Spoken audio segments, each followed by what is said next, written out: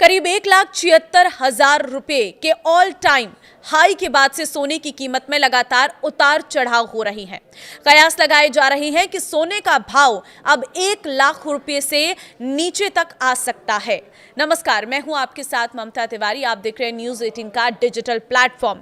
कैसे सोने का भाव 1 लाख रुपए से नीचे तक आ सकता है, इस रिपोर्ट में बता रहे हैं, ध्यान से सुनना। देखिए, सोने की इस गिरावट के पीछे रूस का अमेरिका को दिया एक ऑफर माना जा रहा है। अगर अमेरिका रूस के बीच ये डील हो गई तो बाजार में कई बड़े बदलाव हो सकते हैं। तो सबसे पहले वो डील जानना आपके लिए बहुत जरूरी है जो रूस और अमेरिका के बीच में होने जा रही है, जिससे पूरी तरह से सोने और चांदी के भाव की कीमतों में बदलाव आने वाला है। रूस जल्द ही व्यापार के लिए अमेरिकी डॉलर का इस्तेमाल शुरू कर सकता है। ब्लूमबर्ग के मुताबिक रूस यूक्रेन युद्ध के खत्म होने के बाद रूस ने अमेरिका के साथ डील करने के लिए एक प्रस्ताव तैयार किया है। इसमें 7 पॉइंट हैं जिन पर रूस अमेरिका की सहमति बन सकती है। इनमें से एक है फिर से डॉलर का इस्तेमाल शुरू करना। रूस जो डॉलर के बजाय साझेदार देशों से लोकल करेंसी में ट्रेड करता है, अब वो डॉलर सेटलमेंट सिस्टम पर वापस आने की सोच रहा है। इसमें तेल और नेचुरल गैस खरीदने के लिए भी डॉलर का इस्तेमाल शामिल होगा। तो ये प्रपोजल रूस के सीनियर अधिकारियों के बीच साझा किया गया है। और अब आपको बताते हैं कि दोनों देशों के बीच जो संभावित डील है वो कौन कौन सी है। पहली तो है एविएशन डील, दूसरी है एनर्जी पार्टनरशिप, तीसरी है बाजार खोलना, चौथी है न्यूक्लियर और एआई। इसी के साथ ही डॉलर में व्यापार, मिनरल डील, क्लाइमेट चेंज। तो ये 7 डील ऐसी हैं जो अमेरिका और रूस के बीच में हो सकती हैं और इन्हीं दोनों डीलों पर टिकी है आगे की पूरी बाजार की रणनीति। रूस ने डॉलर का इस्तेमाल बंद क्यों किया था और अब क्यों शुरू करना चाहता है, ये भी आप समझिए। देखिए, दूसरे विश्व युद्ध के बाद डॉलर ग्लोबल करेंसी बनकर उभरा। आज दुनिया भर में व्यापार के लिए सबसे अधिक इस्तेमाल डॉलर का होता है, लेकिन रूस अपनी करेंसी रूबेल से ग्लोबल ट्रेड करता है। दरअसल डॉलर में कारोबार करने के लिए दुनिया भर के देश अमेरिका ट्रेजरी के बॉन्ड खरीदकर अपने पास रखते हैं। बॉन्ड यानी वादा, यानी अमेरिका सरकार बॉन्ड खरीदने वालों से एक तय समय में तय रकम ब्याज के रूप में देने का वादा करती है। 2022 में अमेरिका ने इसी तरह खरीदे गए बॉन्ड्स को जब्त कर लिया और ब्याज तो दूर, मूल रकम भी लौटाने से इनकार कर दिया। इसके बाद से ही रूस समेत दुनिया भर के तमाम देशों ने अपने फॉरेन रिजर्व में डॉलर कम करके सोना खरीदना, सोना रखना शुरू कर दिया। जैसे भारत और चीन, अमेरिका की लगाई पाबंदियों के चलते रूस पश्चिमी देशों से ट्रेड नहीं कर पा रहा है। इससे नेचुरल गैस का कारोबार करने वाली रूसी कंपनियां घाटे में चल रही हैं। उनकी इकोनॉमी का भी खस्ता हाल है। ऐसे में रूस फिर से अमेरिकी डॉलर में व्यापार कर अपनी अर्थव्यवस्था, ट्रेड और फॉरेन रिलेशंस को सुधारना चाहता है।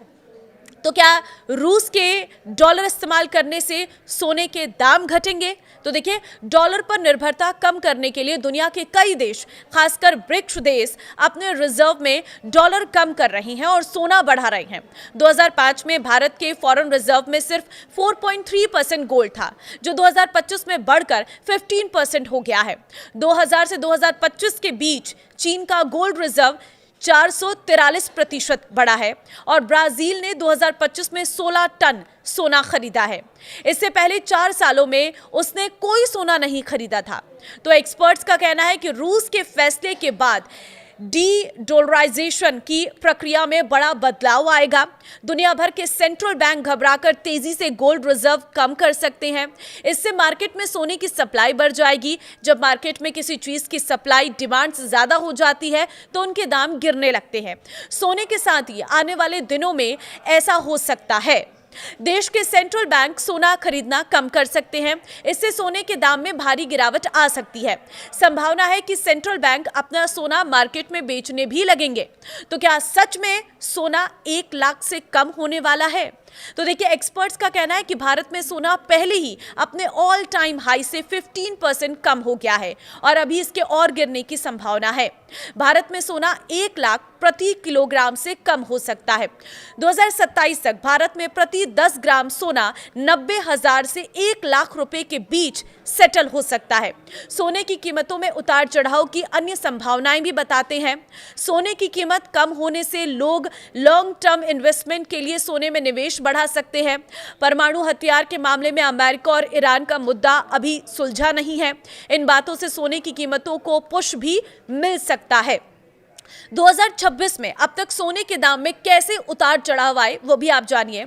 Indian Boolean and jewellers association यानी IBJA के मुताबिक 1 जनवरी 2025 को 10 ग्राम 24 कैरेट सोने की कीमत 76,162 रुपए थी, जो तब भारत में ऑल टाइम हाई थी। साल खत्म होते होते सोना 1,33,000 रुपए के पार पहुंच गया।